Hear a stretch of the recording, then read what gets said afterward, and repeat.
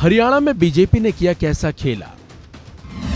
जाट वोटरों को बांटने का नया प्लान। बीजेपी की रणनीति चुनाव में आएगी काम। लोकसभा चुनाव से पहले बीजेपी नई रणनीति पर काम कर रही है, बल्कि लोकसभा चुनाव से पहले बीजेपी नए नए प्रयोग भी कर रही है। उसका एक उदाहरण हरियाणा में देखने को भी मिल गया। जी हां, किसी को इस बात का अंदाजा तो बिल्कुल भी नहीं था कि हरियाणा में अचानक बीजेपी और जेजेपी का गठबंधन टूट जाएगा।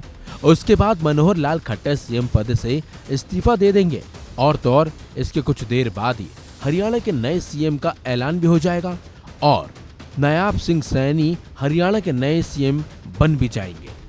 सूत्रों की माने तो हरियाणा की राजनीति में प्रधानमंत्री मोदी ने वही प्रयोग किया है जो मध्य प्रदेश, छत्तीसगढ़ और राजस्थान में किया गया था। दरअसल इन 3 राज्यों में बीजेपी ने मुख्यमंत्री पद पर नए चेहरे को मौका दिया था।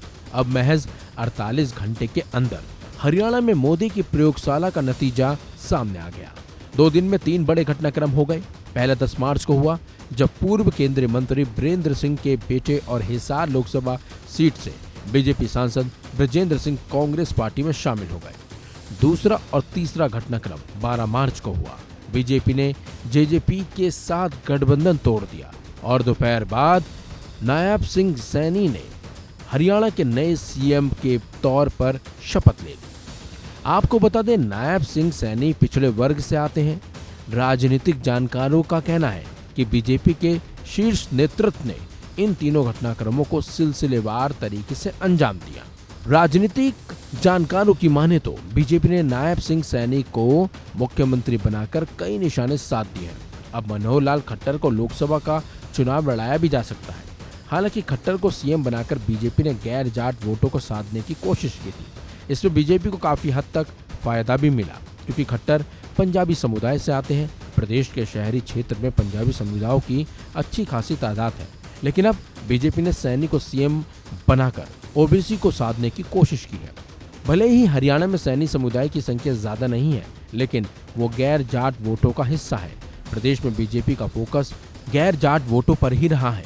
पार्टी के नेताओं की सोच है कि पंजाबी, दलित, पिछड़े, ब्राह्मण, बनिया और राजपूत समुदायों का सियासी फायदा बीजेपी को मिले।